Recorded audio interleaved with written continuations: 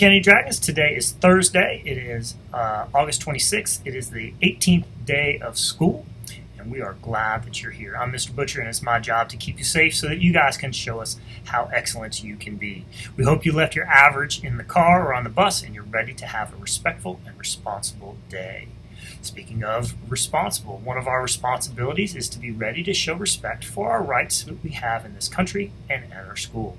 We do this by daily saying the pledge to the flag as well as our school pledge. When we do this, we want to stand up tall, put our hand over our hearts like this. We want to say the pledge loudly, clearly, and with pride. Don't worry if you don't have it yet. Just keep listening and trying to follow along, and you'll get it in no time.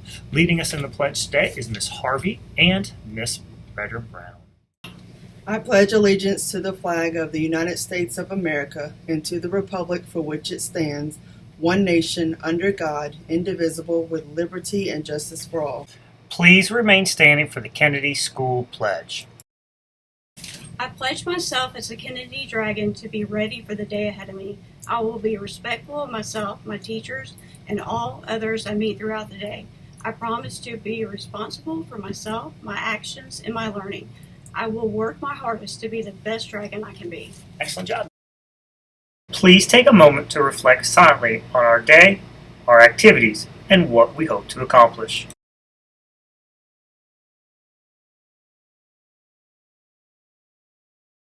Another one of our responsibilities is to help keep each other safe. One way we can do this is by making sure that we wash our hands frequently throughout the day. Washing our hands means that we're going to do it the right way, which means we're going to wash all parts of our hands, and we're going to do it for at least 20 seconds. When we wash our hands, we want to be using soap and water or an alcohol-based hand sanitizer. So let's go ahead and model what good hand washing looks like. Get yourself some hand sanitizer. Mine's about running out. I need to get a new bottle.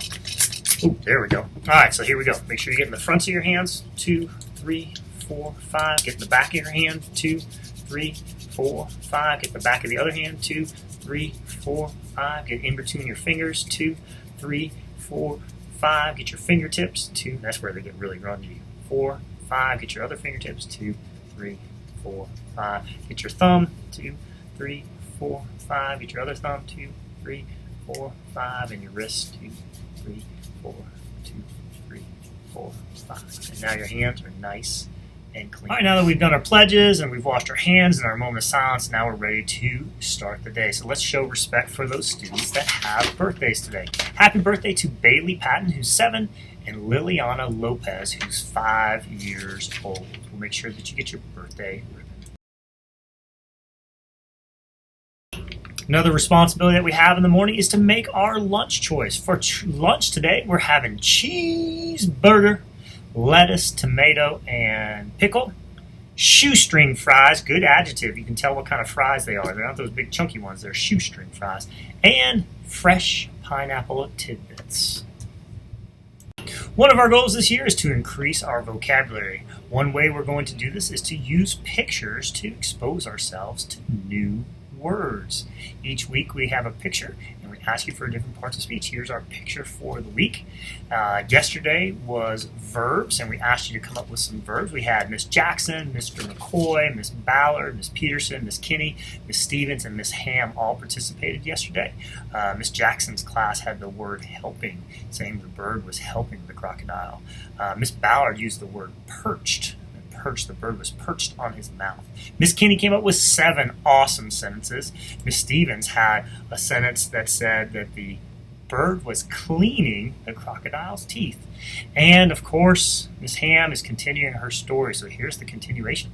The bird checked the crocodile's teeth to observe how bad they were. The bird exclaimed, "Your teeth are rotten and yellow. How much do you pay your dentist?" The crocodile explained that he did not have a dentist because he chomped the head off of the last human who tried to look at his teeth. "Could you help me?" the crocodile begged the bird. There's more tomorrow. Great job, Miss Ham. So today we're looking for adjectives and adverbs and all those describing words. Adjectives describe nouns. They tell us how many, which one, what kind, and then adverbs describe verbs or other adjectives. So So they describe those things. So that's what we're looking for. Adjectives and adverbs, those describing words. All right, today's morning message is on a good word we need to know. All of us need to know this. Perseverance. Almost everyone has read a Dr. Seuss book. Books like Green Eggs and Ham or Cat in the Hat. Dr. Seuss books have been around for so long that your grandparents and probably your great-grandparents have read Dr. Seuss. Imagine that. When Dr. Seuss was very old, a friend asked him if he had any words of wisdom to leave the world. And Dr. Seuss said, "Whenever things go a bit sour in my job I'm doing, I always tell myself, you can do better than this." So, are you having a hard time with any of your schoolwork? If you are, just remember Dr. Seuss's words and give yourself a pep talk. Just ask for help, keep trying, and know that you can do better. That's what perseverance is. When things are tough, it's not giving up. It's plugging through. Keep working to get better and better. So something to think about on Mr. Butcher. Make today your masterpiece or not. Remember, the choice is yours. That's why we set a goal for our reading, endurance, our stamina, trying to read more and more. We want to push ourselves. And so when things get tough, you want to make sure that you're not quitting. You want to make sure that you're pushing through. That's what perseverance is. That is all we have for announcements. So please help me. Me and your teachers keep you safe. That is our job. And your job is to help us keep you safe. And you can help us by being a ready, respectful, and responsible student who is focused on graduating in the year. Because when you are a ready, respectful, and responsible student focused on graduation, you are boldly committed to student success. I love you very much. Have a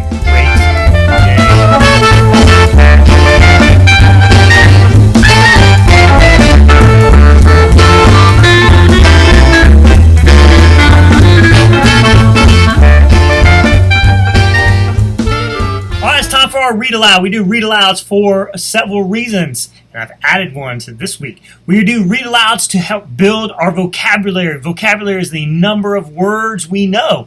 Best way to build your vocabulary is to expose yourself to new words, and that's why we read, because books are full of words.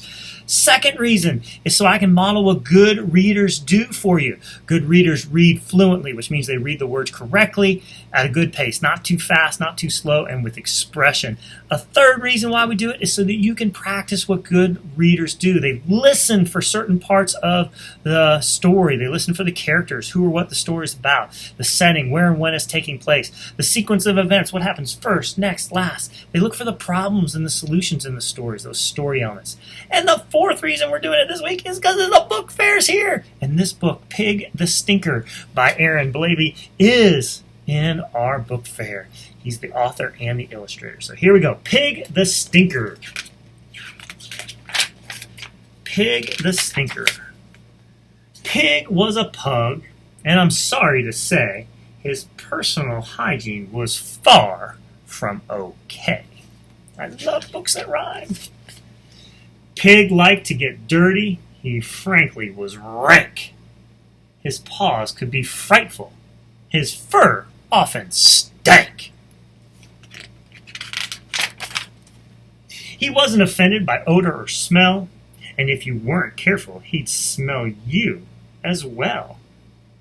He'd play with all kinds of unspeakable muck. Ew. And do things that make you scream, "Don't do that! Yuck!" Oh, he's in the toilet. Gross. He leaked out a stench that could not be forgotten. He reeked. He was rancid.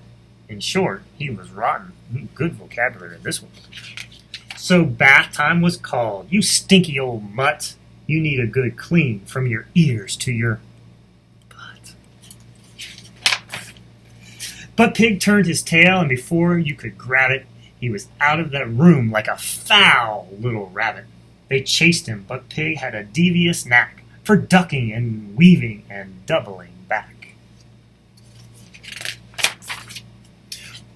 And once he'd lost them, he used a small toy to block up the pipes. Then he hooted with joy. By the time they found him, Pig boogied with glee. "You won't get your soapy old water on me." They watched as Pig gloated. They watched as Pig crowed. They watched as Pig's plan made the bathroom explode!